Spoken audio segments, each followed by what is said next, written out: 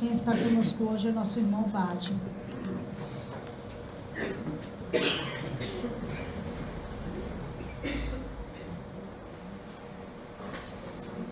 Obrigado. Obrigado. Irmãos, boa noite, tudo bem? Deus nos abençoe, Deus nos ampare. Nós temos uma missão em conjunto, e a missão é realmente em conjunto. Quando nós entramos por aquele portão, nós éramos de um determinado tamanho. A missão que nós temos é, quando nós sairmos, sermos melhores. Isso não é uma missão isolada, é um processo coletivo. Os Espíritos dizem para nós assim, que nós não evoluímos com aquilo que nós ouvimos. Nós evoluímos com as reflexões que fazemos sobre aquilo que ouvimos. O assunto de hoje é livre-arbítrio. Nós evoluímos com as escolhas que fazemos. Tudo bem? O processo da evolução se dá lá na ponta, nas escolhas que eu faço. Porém, para fazer escolhas, eu tenho que refletir sobre o que eu penso. Então, eu não evoluo com aquilo que eu ouço. Eu evoluo com as reflexões que eu faço sobre aquilo que eu ouvi. E o mesmo processo se dá para todo o nosso campo sensório. Eu não evoluo com aquilo que eu vejo, com aquilo que eu leio, com o processo exterior. O conhecimento está do lado de fora de cada um de nós, não é? O conhecimento está do lado de fora. Quando eu trago ele para mim, é que eu evoluo, não é, gente? É ou não é? É ou não é, gente? Absolutamente não. Acabei de falar que não era. Eu evoluo com as reflexões que eu faço sobre tudo isso. E eu evoluo no momento da escolha. O homem tem uma grande dificuldade ainda, nós todos temos uma grande dificuldade em distinguir, em separar conhecimento, inteligência, intelecto da moral, do espírito evoluído. A gente acha que é muito inteligente e que é espírito evoluído. Não tem nada a ver uma coisa com a outra. Tudo bem? Nós achamos que conhecemos e por isso somos evoluídos. Não. Se no lugar que nós estamos agora sentados, nós começarmos a ler o Evangelho de Jesus, e a gente agora é desse tamanho, aí a gente só vai levantar da cadeira quando acabar de ler o Evangelho. Vai demorar, não vai?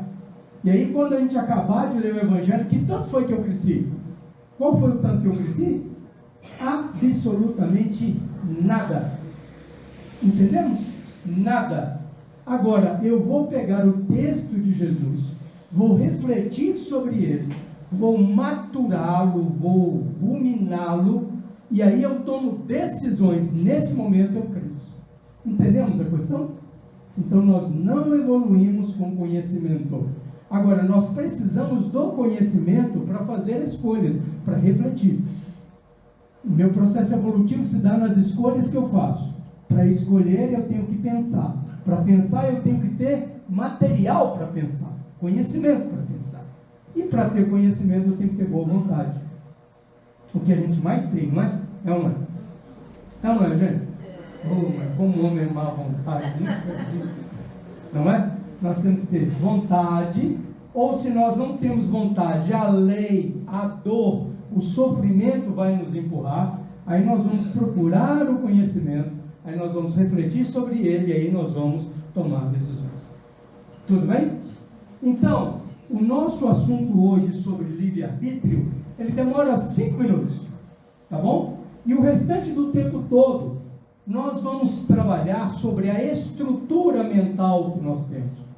O que provoca, ou de onde surgem, ou como nascem as minhas escolhas. O que modela o meu pensamento, o que coordena as minhas ações para tomar as decisões que eu tenho tomado todos os dias. Tudo bem? Tudo bem ou não? Vamos contar uma rápida história para vocês. Quando nós passamos numa cidade grande, na nossa Belo Horizonte ou em outra cidade, e a gente vê um prédio novo, bonito, lindo, daqueles assim, né, mais modernos que tem, cá de fora a gente fica olhando, poxa, mas que construção bonita, que obra bonita que fizeram, que coisa magnífica que fizeram, não é? Nós olhamos processo ou a construção edificada. Porém, no princípio daquela construção, era um terreno baldio, cheio de lixo. Alguém foi e limpou. Um ajudante do pedreiro furava o buraco. Outro ajudante carregava o cimento. O ajudante do pedreiro deixou, num determinado dia, a filha com febre em casa, pegou 2 ônibus, atravessou a cidade, foi trabalhar, comeu uma marmita fria lá debaixo de uma árvore, não é? E aí ele passou o resto do dia debaixo da chuva trabalhando, porque ele precisa do salário, volta para casa agoniado, preocupado com a criança, e no outro dia, gente, ele tem que começar tudo outra vez, porque se ele faltar ele perde o emprego. Mas nós enxergamos o prédio pronto, não avaliamos o trabalho que deu até chegar aquele momento. Compreendemos? Entendemos ou não? Você é um filho quase perfeito de um Deus perfeito. Você é um ser em construção. Tem dias que o filho vai estar doente e você tem que trabalhar. Tem dia que vai estar chovendo ou está sol quente, o chefe está de cara amarrado e você vai ter que trabalhar. Mas trabalhar seu campo, trabalhar você. Tem dia que não vai ser fácil e você vai ter que vencer esse dia. E no outro dia, outra vez. E depois, outra vez. Quando nós olhamos Chico Xavier, nós admiramos e ficamos extasiados com a candura, a leveza, a espiritualidade daquele homem. Mas ninguém quer seguir o caminho que ele seguiu. Todo mundo quer ficar lá. Ninguém quer trilhar os caminhos que ele trilhou. Ninguém quer assumir as responsabilidades ou as provações que ele assumiu. Compreendemos? Todos os dias nós temos que aprender. Todos os dias temos que fazer escolhas. Todos os dias temos que tomar decisões. E o que é que dirige suas decisões? O que é que te alimenta para você tomar os seus caminhos? Qual é a fonte? Qual é a origem? Onde está o material do qual você utiliza para fazer suas escolhas? Se a forma for errada, se eu tiver um molde errado, tudo que eu puser nesse molde vai sair errado. Tudo bem ou não? Tudo bem? Se o molde está errado, tudo que eu puser dentro do molde vai sair torto. Meus irmãos, a humanidade hoje tem 800 milhões de pessoas dormindo com fome. Nós não conseguimos contar quantas guerras tem no planeta. Quantos são os corruptos? Quantos são os violentos? Quantos são os maledicentes? Quantos são os gananciosos? Quantos são? Percebem? Esta doença moral, porque tudo isso é resultado da doença moral do espírito, do homem como espírito, é o reflexo de que ele está fazendo escolhas a partir de um molde torto. Não é que o mundo está perdido e que, fecha a conta, vão todo mundo embora porque está tudo arrasado. Não é terra arrasada, mas quer dizer que nós podemos ser melhores, nós podemos viver melhor, nós podemos desfrutar, utilizar a vida de uma maneira melhor, nós podemos fazer escolhas melhores. Compreendemos? Tudo bem? Vamos um passo à frente? Vamos? Nós vamos pedir a vocês bastante atenção, tá? Mas olha, a cabeça, a mente tem que estar aguçada. Me ajuda. Preste atenção. Livre-arbítrio. Possibilidade de decidir, escolher, em função da própria vontade, isenta de qualquer condicionamento, causa determinante, isenta de qualquer condicionamento ou causa determinante. A liberdade de agir está... Mas agora cortou ali, né? Bom, mas basicamente a vontade de agir está limitada ao nosso conhecimento, à nossa própria decisão. Vamos lá, me ajudem aqui. O importante é esta frase aqui para cima. Possibilidade de decidir, escolher, em função da própria vontade e isento de qualquer condicionamento. Isto é o livre-arbítrio. Tudo bem? Tudo bem ou não? Isto é filosofia. Ok? Isto é filosofia. Funciona na prática? Funciona desse jeito? Funciona ou não? A pergunta que queremos fazer a vocês é: nós temos livre-arbítrio? Temos. Temos ou não? Vocês têm certeza? Vocês fazem suas próprias escolhas? Fazem? A roupa que você usa foi sua escolha? Ou é reflexo da cultura que você vive? O alimento que você come é da sua escolha ou é reflexo do país onde você vive? A escola que você frequenta, os conhecimentos, as palavras, as músicas, são escolhas suas ou são reflexos da sociedade onde você vive? Existem duas grandes fontes, dois grandes processos que determinam quase tudo na sua mente. E quase todas as suas decisões saem desses dois grandes eixos. O primeiro grande eixo, a sua mente perene, suas tendências, seus méritos, deméritos, virtudes e vícios, herdados de uma jornada arquimilenar até chegar aqui. Nós estamos falando, não é da última encarnação, não. Nós estamos falando de dezenas, centenas, quiçá milhares de reencarnações até você chegar no momento presente.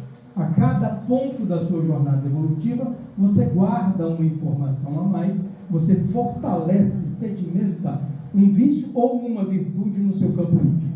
E a virtude e o vício, virtude e vício, eles são mais ou menos assim. Grande monta deles vence o choque biológico da desencarnação e você vai para o mundo espiritual com esse grupo de sentimentos. E grande parte desses sentimentos vencem o choque biológico da reencarnação e você nasce com o mesmo grupo de sentimentos. Quanto é comum você ver uma criança de tenra idade manifestando personalidade? Onde esse pirralhinho aprendeu isso? Não é? É reflexo das reencarnações anteriores. Então, um dos pilares sobre o qual você toma suas decisões é em cima do seu passado. O nosso passado interfere muito, mas muito, muito no nosso presente. Isto é inevitável, mais do que inevitável, isto é necessário. Nós não podemos julgar nossa bagagem espiritual fora, tá bom? Porém, o nosso passado está recheado de coisas complexas, difíceis, de processos ou de relações ou de experiências que às vezes não foram muito legais, não é? E isto vem à tona no dia de hoje, quando eu, educado e polido, sabedor das minhas responsabilidades sociais como cidadão, quero gritar com alguém. O ato de querer gritar é da encarnação passada e o homem polido é dessa encarnação e os dois estão brigando. Entendeu? Então, continuamente, esta energia do nosso passado aflora na nossa mente. Esse é um dos pilares que molda as nossas escolhas. Segundo pilar que molda nossas escolhas.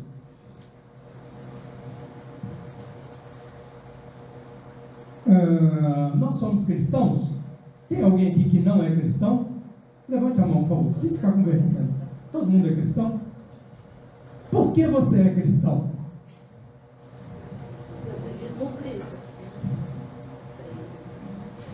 Eu vou dizer por que você é cristão. Você está com vergonha de dizer, eu vou responder para você. Preste atenção. Você é cristão porque você estudou o Evangelho de Jesus, porque você estudou as outras religiões do planeta, porque você meditou acuradamente durante longo tempo e você decidiu sozinho que Jesus Cristo é realmente o melhor caminho. Não foi assim?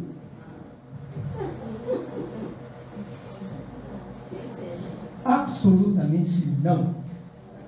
A preguiça não deixou, não é? a má vontade ainda não deu tempo. Você é cristão por causa do segundo pilar que molda a sua mente. Chama-se cultura. E a cultura define tudo, ou quase tudo, que você é hoje. Quase tudo que você é hoje. Quase tudo que está em torno do seu universo pessoal, da sua estrutura mental, é reflexo da cultura. E você nasceu num meio social, no meio capitalista, num país capitalista, consumista, e você traz esse sentimento aflorado de uma maneira abrupta. Todos nós queremos um celular novo, ou tem alguém aqui que não quer? Todo mundo quer um carro novo, ou tem alguém que não quer? Todo mundo quer uma casa nova, ou tem alguém que não quer? Nós somos espíritos, não precisamos de nada disso. Mas nós fomos educados desde criança para consumir. Para consumir. Qual de nós, e nós estamos inclusos, obviamente, qual de nós foi para a escola desde criança para aprender a desenvolver e ser uma pessoa sábia? Qual de nós foi? Qual de nós foi para a escola para aprender, virar doutor e ganhar dinheiro? Você entendeu? Isso é cultura, isso é filosofia de vida. Quando você nasceu, eu estava lá no dia que você nasceu, eu ouvi sua mamãe e seu papai falando, vai ser bonito, forte, inteligente, cabeludo, rico, não é? Por quê? Porque é a mesma coisa que meu pai e minha mãe disseram, é a mesma coisa que eu disse para os meus filhos, porque é a cultura do lugar que eu vivo. E é isso que molda os nossos pensamentos. Nós não escolhemos pelo bem alheio, nós escolhemos pelo bem próprio. Nós não decidimos pela bênção para todos, nós decidimos aquilo que é melhor para mim. Nós não abrimos nossos corações para amarmos as pessoas. Eu vejo nos outros alguma coisa que eu quero comparar, ser melhor, ganhar, tirar, levar vantagem em tudo. Isto é cultura. E é isto que molda, são esses dois grandes pilares que moldam as nossas decisões. Todas elas. Todas elas. É muito raro um de nós que consegue sair desses dois grandes eixos. E esse que sai desses dois grandes eixos se torna um ser realmente diferente na sociedade, quiçá chamado até de bobo, não é? Não, você é bobo demais. Você perdoou outra vez? Pois é, eu perdoei. Né? Não, você é bobo demais. Você concedeu outra vez? Pois é, concedi. Não, você é bobo demais. Você trabalha naquela casa espírita de graça, sem receber nada? Ah, não. Eu não saio de casa se não for para ganhar dinheiro. Não. Pois é. Compreendemos? Qual é o propósito da doutrina espírita? Propósito número 1, não vire uma seta, não abandone sua sociedade, não vá viver lá na gruta, na montanha, não vá, por favor, não vá, mesmo porque não tem gruta para todo mundo, não é? Vai faltar gruta, não vai? Viva no mesmo ambiente onde você está, viva a mesma vida que você tem, porém de forma diferente.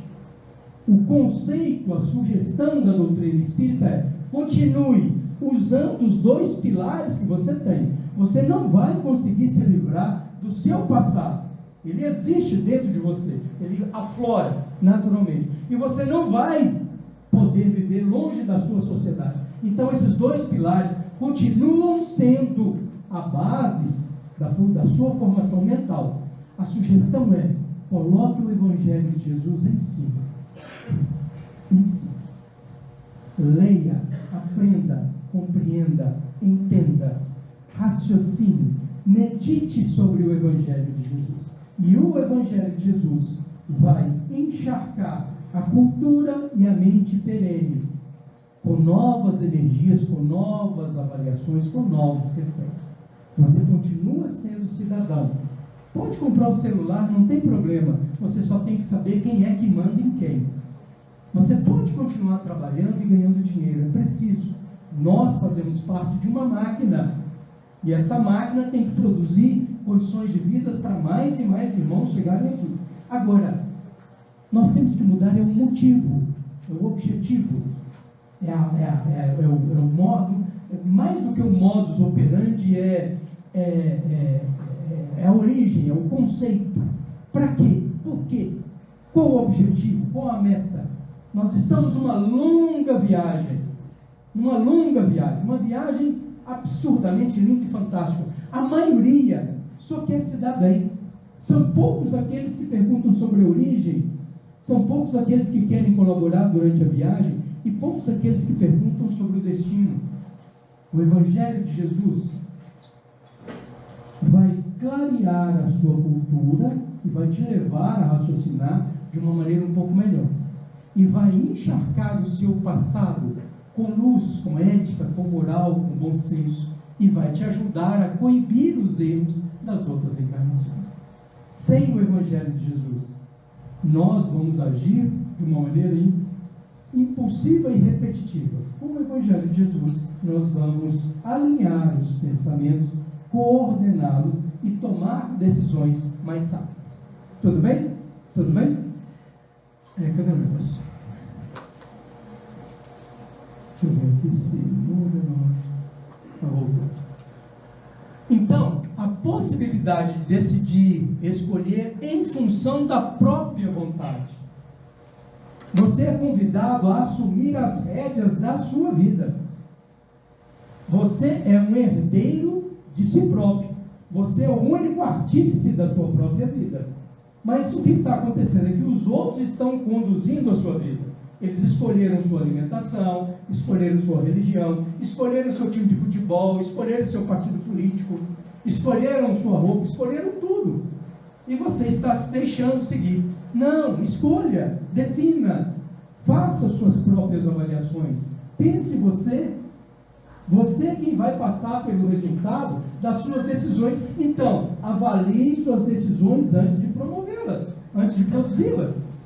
Porque depois que o efeito está pronto, depois que a semeadura está pronta, a colheita é obrigatória.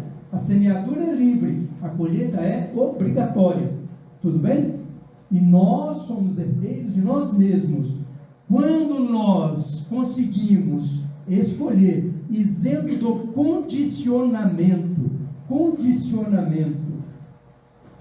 o marketing, a internet, a televisão, eles dizem o que eu quero, eles me convencem sobre o que eu quero. As religiões instituídas, a política, o futebol, eles definem como eu vou reagir, o que eu vou sentir. Eu chego a sentir raiva por uma coisa que não tem nada a ver comigo. Eu sinto a olhar para o outro que pensa um pouquinho diferente de mim e desejo que ele seja pulverizado. Mas você nem conhece ele. Como é que você pode ter tanta raiva de uma pessoa que você nem viu só porque ele veste uma camisa? Entendem? Isso é cultura, e é uma cultura doente. A nossa sociedade é toda doente? Não, tem muita coisa boa. O Evangelho vai nos ajudar a separar o lixo do correto. O Evangelho de Jesus vai nos ajudar a enxergar aquilo que é bom e aquilo que não é bom. Aquilo que é produtivo e aquilo que é depreciativo. Tudo bem? Entendeu? Para que nós assumamos, nós temos o livre-arbítrio. Nós temos, mas nós não usamos.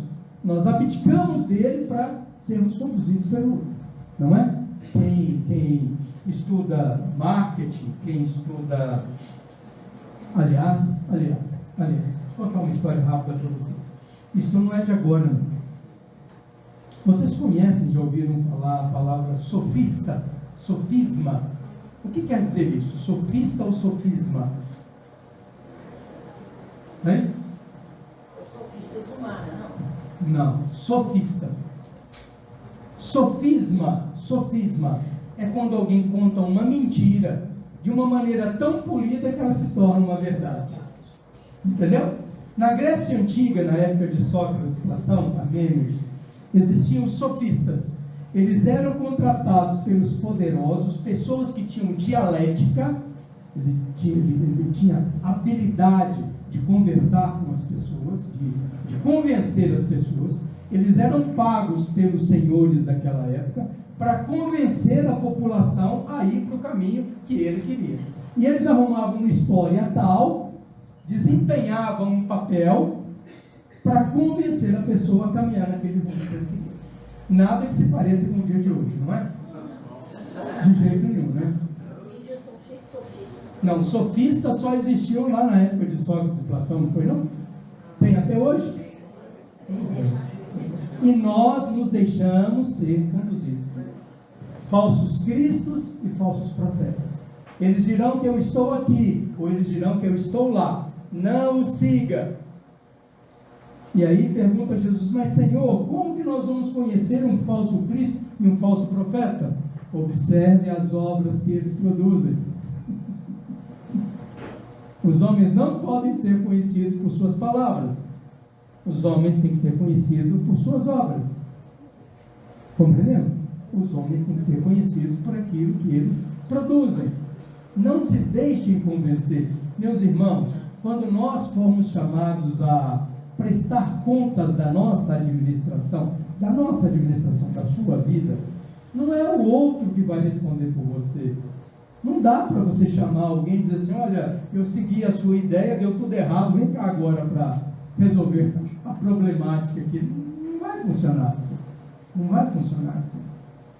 Assuma o comando da sua vida.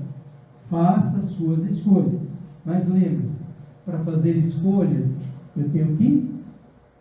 Para fazer escolhas, eu tenho que fazer o quê? Me ajudem aqui, ó. Para fazer escolhas, eu tenho que pensar. Para pensar, eu tenho que ter conhecimento material para eu pensar. Para ter conhecimento, eu tenho que ter boa vontade para buscar. Tudo bem? Tudo bem? Entendemos?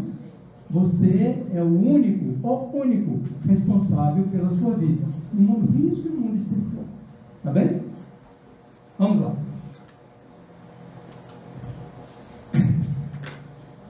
Vamos fazer uma brincadeira aqui? Preste atenção nesse quadro, por favor. Prestaram atenção? Posso mudar? E esse agora? Prestaram atenção nesse segundo também? Posso mudar? E esse agora? Mesma coisa, não é? É ou não é a mesma coisa? Absurdamente diferente.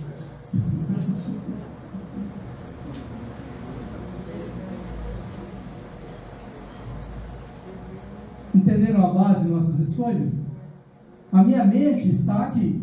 Olha aqui onde é que está a minha mente. Acima da minha mente, governando a minha mente, porque essa é a minha cabeça. Aliás, não é de vocês não, tá gente? Não pode falar mal da vida alheia, né? Estou falando de mim, tá bom? Viu? Não se magoe não, estou falando da minha cabeça, tá bem? Olha lá, a minha mente está aqui, o meu córtex motor, o meu cérebro. Acima da minha mente, governando a minha mente, o que tem? Meus desejos.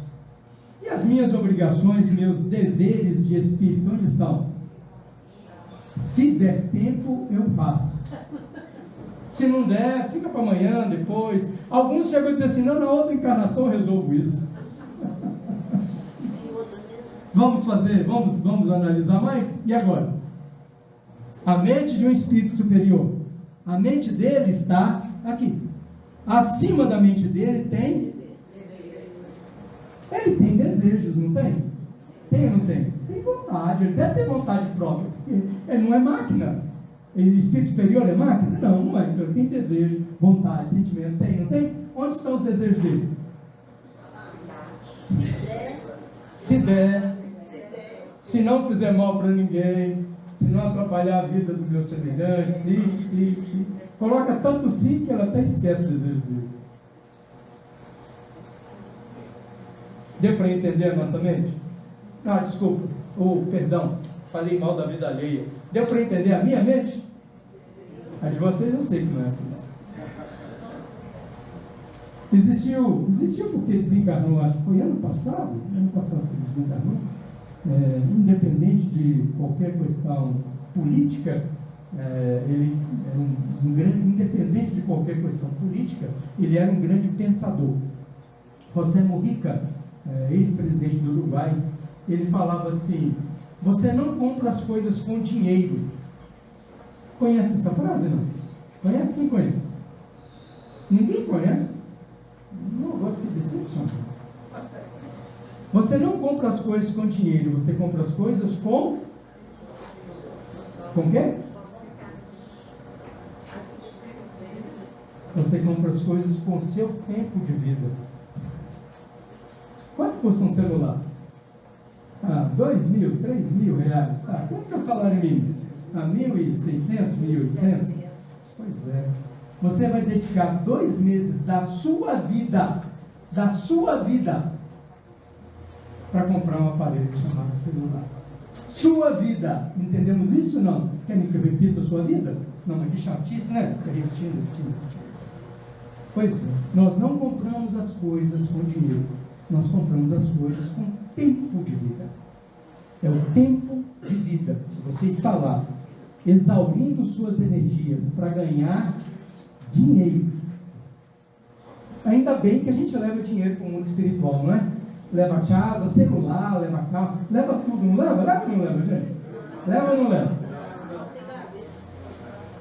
O dever para o Espírito Superior governa a mente dele. Nós estamos numa casa espírita. Aqui todo mundo é muito bonzinho, não é? É ou não é? Aqui todo mundo vive em paz, não vive? Vive ou não vive? Um dos lugares mais tem crise é aqui.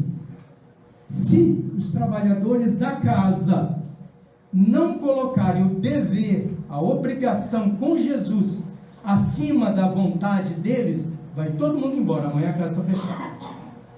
Eles vão ter que engolir sapo. No primeiro dia engole um sapo, no segundo dia engole 2 sapos, no terceiro dia engole o brejo todo. Vai ter que lidar com a azedume do colega, com as dificuldades do outro, com as intempéries, das relações sociais. Vai ter gente que gosta muito, vai ter outros que gostam menos, tem uns que têm grande afinidade, tem outros que têm menos afinidade. Mas o que é mais importante, o que eu quero ou o trabalho espiritual? Compreende? Entendeu? O que é mais importante na família? O que eu, pai, quero, o que eu, esposa, quero, ou o trabalho espiritual chamado família? Porque aqueles de nós que colocam a sua vontade acima do dever, a família dura pouquinho tempo e vai embora. Separou porque é muito chato, ronca, sei lá mais o que. Aí não deu certo, não. Também tá bom, né? Um mês tá bom, né? Não precisa durar mais que um mês, não precisa. Tudo é edificação, tudo demanda tempo, esforço, trabalho, dedicação, suor, muita dedicação e muito suor. Lembre-se do prédio pronto, bonito e maravilhoso, mas considere os dias de chuva, a criança com febre em casa, a marmita fria debaixo da escada, não é? Considere as dificuldades imensas que todos tiveram que vencer para construir aquele prédio. Admirem Chico Xavier, Bezerra de Menezes, Teresa de Calcutá, Irmã Dulce, Francisco de Assis, não é? O nome dele na cabeça, mas esqueci, Loyola, esqueci. Irmã Sheila e vários outros, admire-os. Mas lembre-se, aquilo não foi dado a eles. Ninguém, Deus, em hora nenhuma, em momento nenhum, aqui olhou mais a eles do que a nós. Nós somos filhos de Deus exatamente como todos eles. O que os define como luminares da humanidade são as escolhas que eles fizeram ao longo da vida. Eu fiz as minhas escolhas e Deus não me deu. Não, mas agora, se vocês olharem para mim com arte crítica, poxa, ficou ruim assim, não?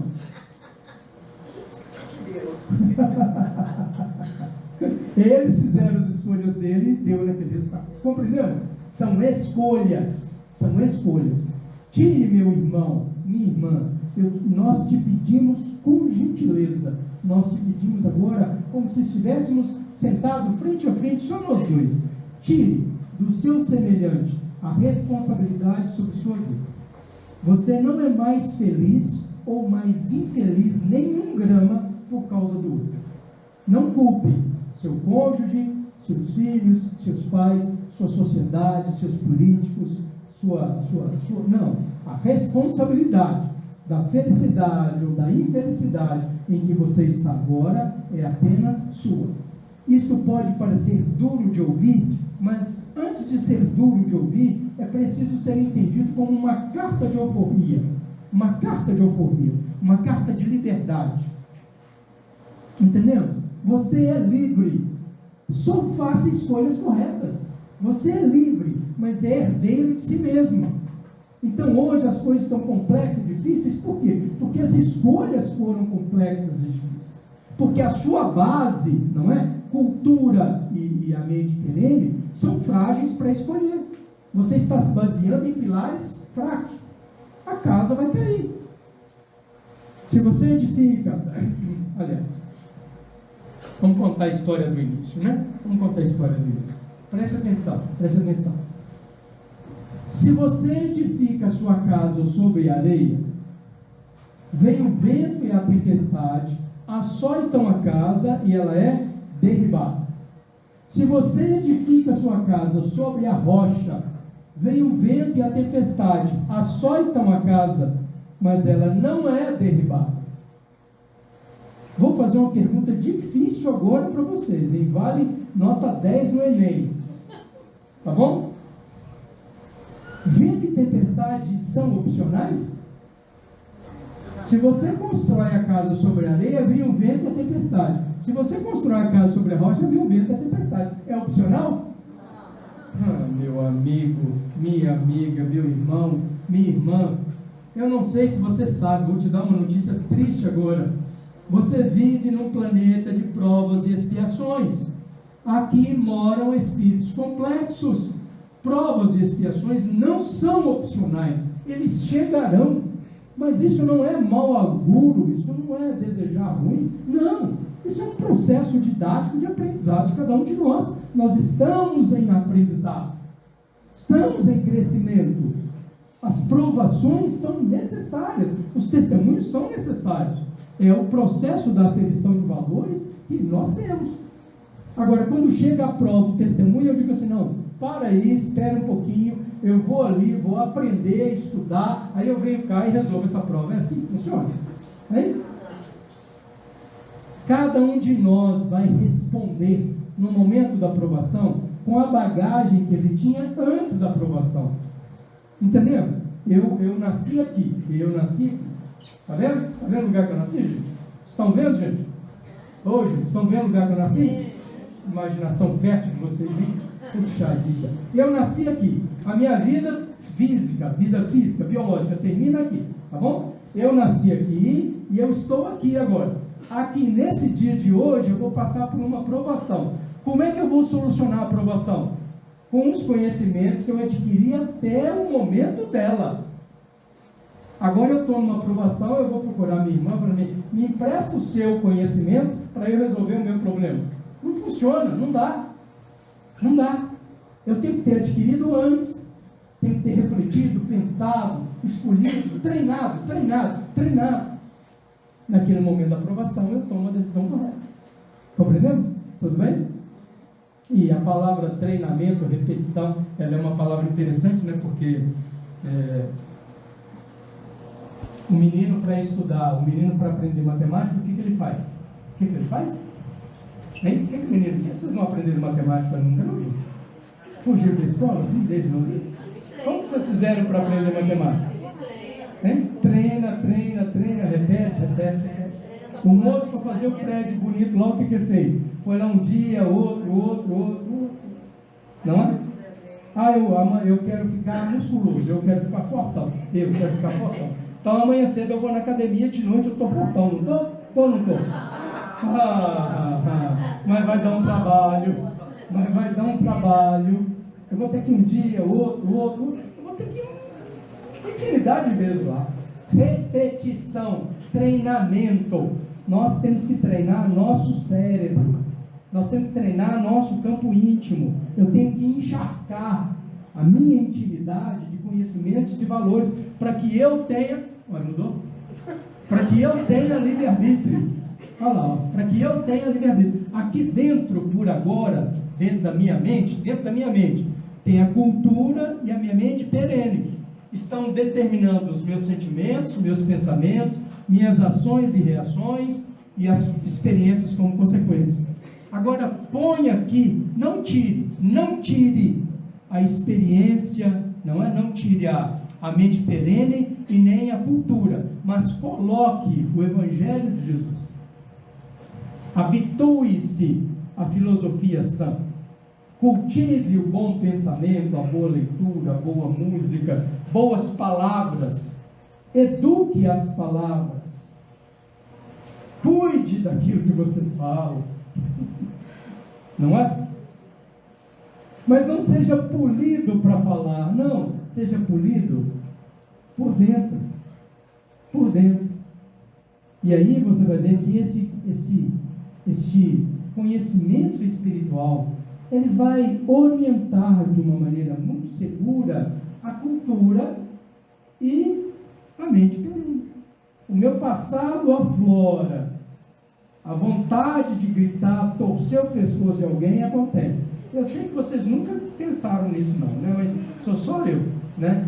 Fico bravo com alguém, zangado com alguém. Mas eu agora estou exercitando o Evangelho de Jesus. Eu estou compreendendo, eu estou lendo Kardec, conhecendo Bezerra de Menezes, conhecendo Augusto César Neto. Eu estou interagindo com as leituras boas, gradativamente, como a matemática, como a atividade física. Eu vou repetindo.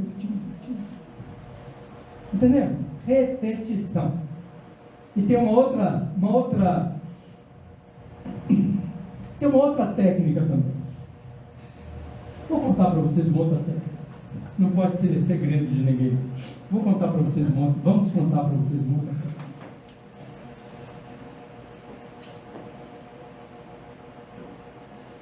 Pensemos nós. Preste atenção. Prestemos atenção. Avalie uma unidade de tempo. Uma unidade de tempo. Pode ser 1 minuto, 1 hora, 1 dia, 1 século, pode ser qualquer unidade de tempo.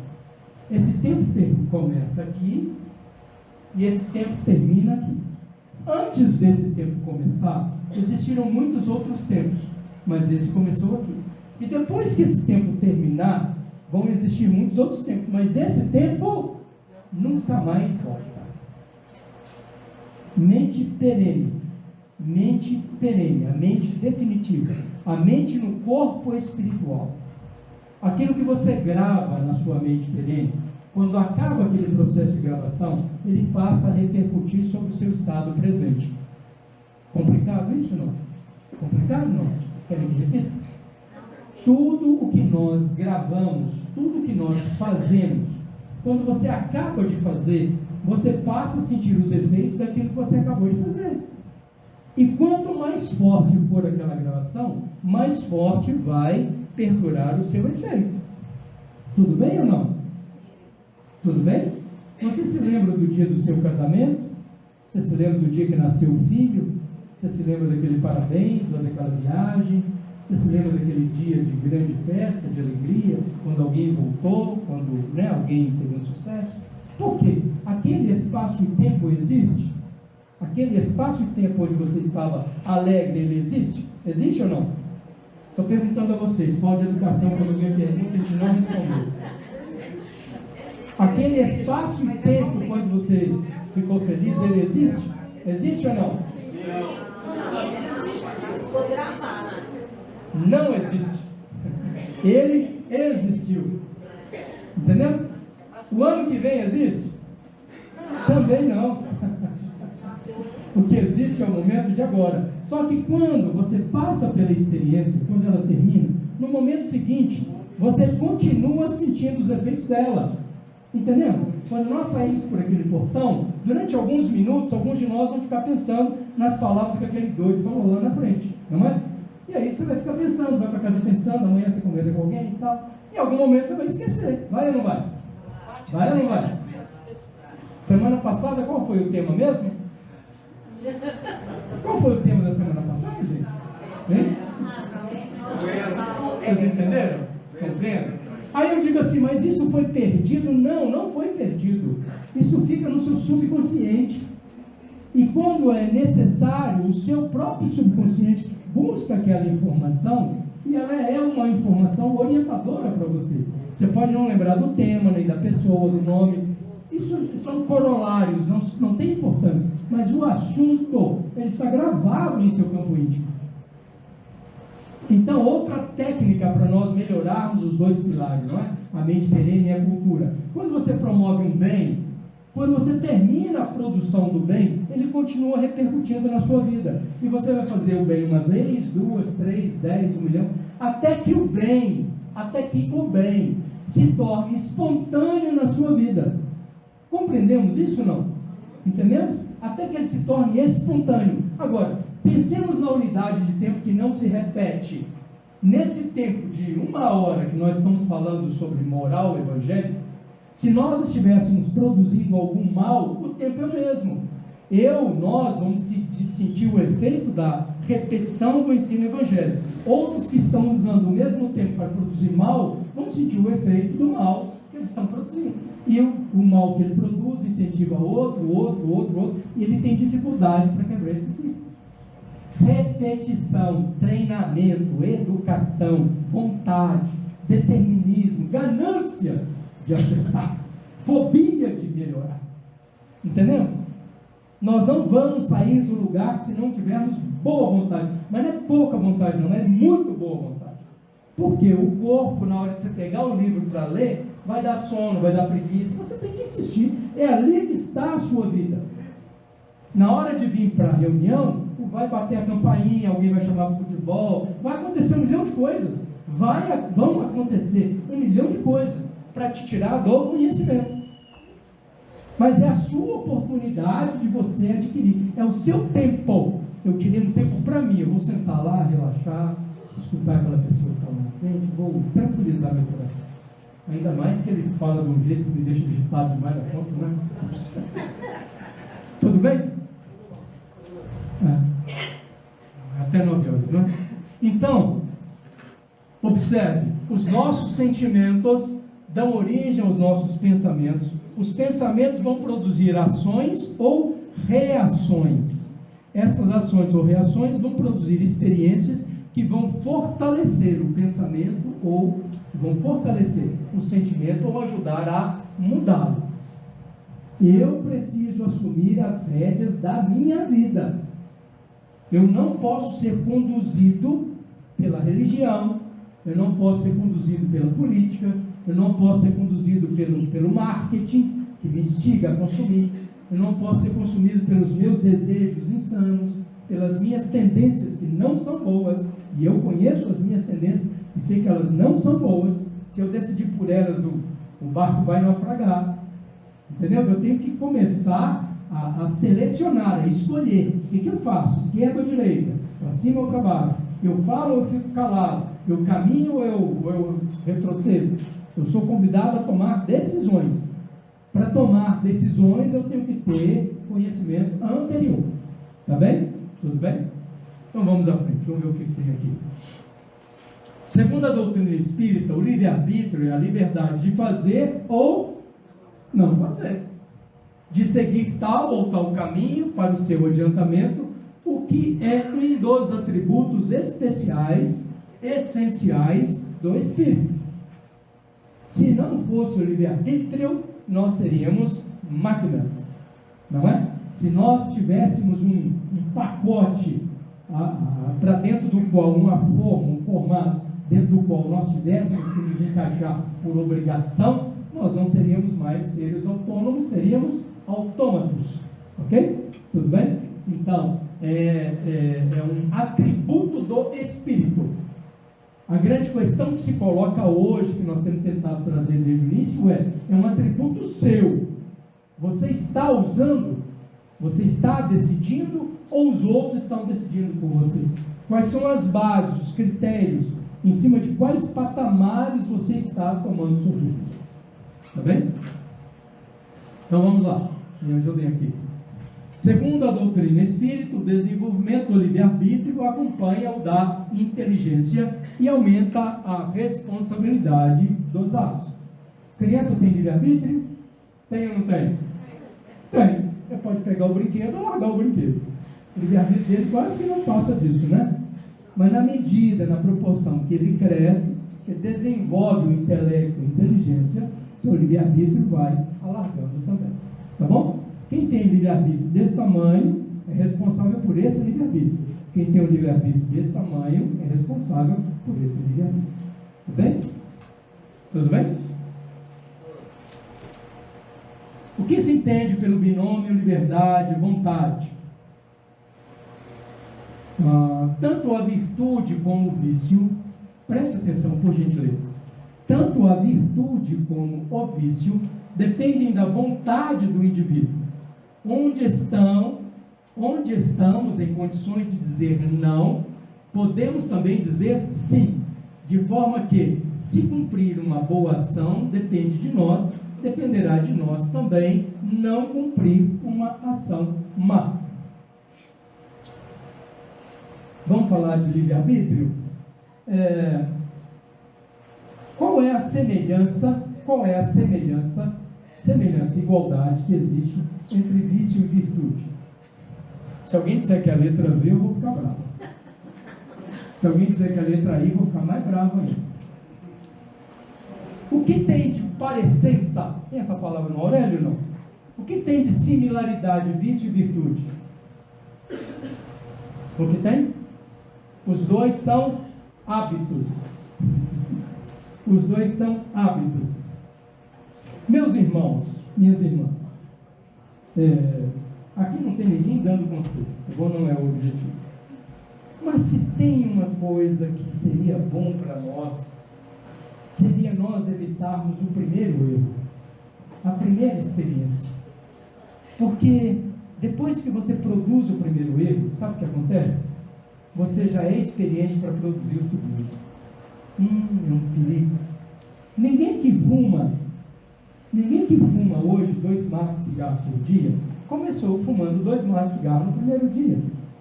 No primeiro dia ele deu uma tragada no cigarro, ficou tonto, quase caiu.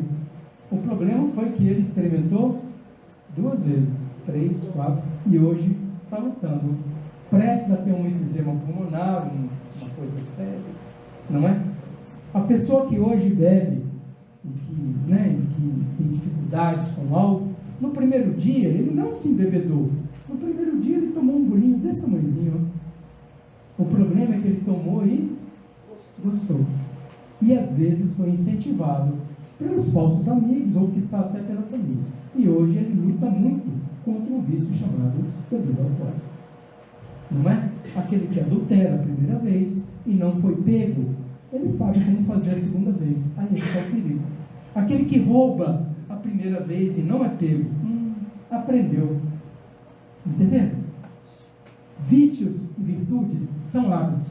Aquele que faz o bem uma vez, ele está pronto para fazer 2. Faz 3, 4, 10 mil. Lembre-se do espaço e o tempo. Ele usa o mesmo espaço e o tempo. Ele pode dizer sim para um e não para o outro. O mesmo espaço e o tempo.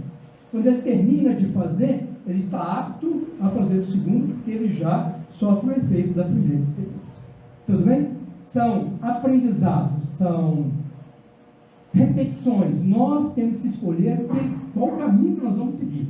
Nós temos que escolher o que nós queremos fazer. E a partir daí, seguir o rumo normal. Não é?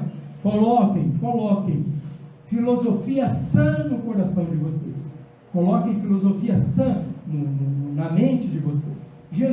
Estudem Jesus, mas estudem Sócrates, Platão, Confúcio, Lao Tse, Rufus, Siddhartha Gautama e tantos outros pensadores brilhantes também que a humanidade já teve. Estudem, conheçam.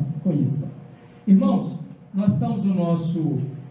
Olha lá, somos herdeiros de nós mesmos, somos artífices, escultores do próprio destino. Detalhe a detalhe, ponto a ponto. Tira do seu coração, é uma sugestão, tira do seu coração a culpa do outro. O outro não tem culpa. Tá bem? São decisões, escolhas nossas. Bom, liberdade é a condição essencial da perfectibilidade da humanidade, a perfectibilidade humana. Nós queríamos terminar lembrando vocês algumas palavras que os Espíritos nos trazem. Todos nós temos desenhado na mente um mundo perfeito, um mundo sem guerras, um mundo sem lascívia, um mundo sem maledicência, um mundo sem fome, um mundo com educação para todos, com justiça igualitária para todos, um mundo maravilhoso. Este mundo que está na sua mente, ele não é uma ilusão, ele é factível. Entendeu? Ele é factível. Mas é como você. Não vem de graça, vem com trabalho. E não é o trabalho de uma pessoa. Não é você. Não, somos nós. Compreendemos? Quando cada um de nós melhora um pouco, se cada um de nós melhorar 1 grama hoje, amanhã a nossa sociedade recebe pessoas 1 grama melhor. Compreendemos? É pouco, não é? Não é muito. Porque você startou um processo virtuoso. Depois de amanhã são 2% e assim sucessivamente. Você é um filho quase perfeito de um pai perfeito. Você é um viajor do universo, o caminheiro do cosmos. Você é um espírito que, utilizando o espaço e tempo que Deus te concede como ferramentas de trabalho, você vai de encarnação em encarnação aprimorando, lapidando-se. Uma viagem. Coloque um amor nessa viagem. Coloque afeição, coloque prazer, coloque leveza e responsabilidade nessa viagem. Vós sois deuses. Vós podeis fazer o que eu faço e muito mais. Vós sois a luz do mundo. Não se acende uma candeia para colocá-la embaixo do alqueire. Colocam-na no velador, para que todos ao adentrarem possam compartilhar da luz. Brilhe a vossa luz. Que Deus nos abençoe.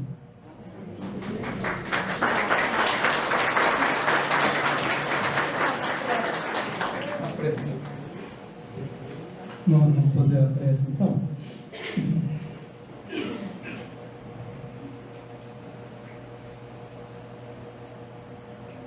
Dizem para nós os bons espíritos que o universo foi criado a partir do hausto do Criador, da força nervosa do Todo Sábio, e que abaixo da criação do Pai, nós todos, co-criadores em plano menor, utilizando da nossa energia mental, também criamos indefinidamente.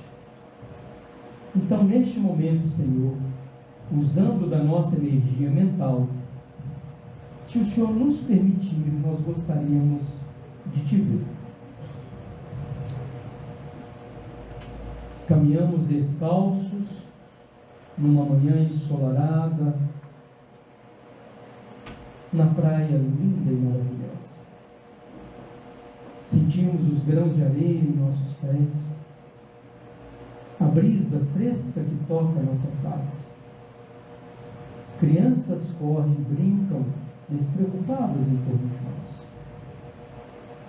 Homens adultos atentos, senhores idosos na expectativa.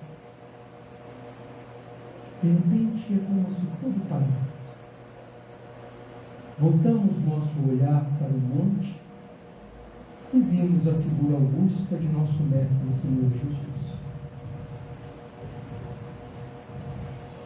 Vinde a mim, todos vós que estáis aflitos e sobrecarregados, e eu vos aliviarei.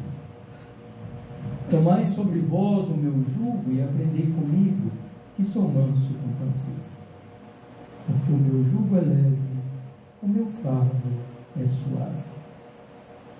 E percorria Jesus por toda a Galileia, ensinando nas sinagogas e pregando o Evangelho do Reino de Deus, curando toda sorte de enfermidade. E vinham ter com ele os lunáticos, os endemoniados, os paralíticos. Vinham de Decápolis, de Jerusalém, da Judéia e da além do Jordão, numerosa multidão seguia. Obrigado, Senhor. Infinitamente obrigado por esse espaço e tempo. Ajuda-nos a valorizar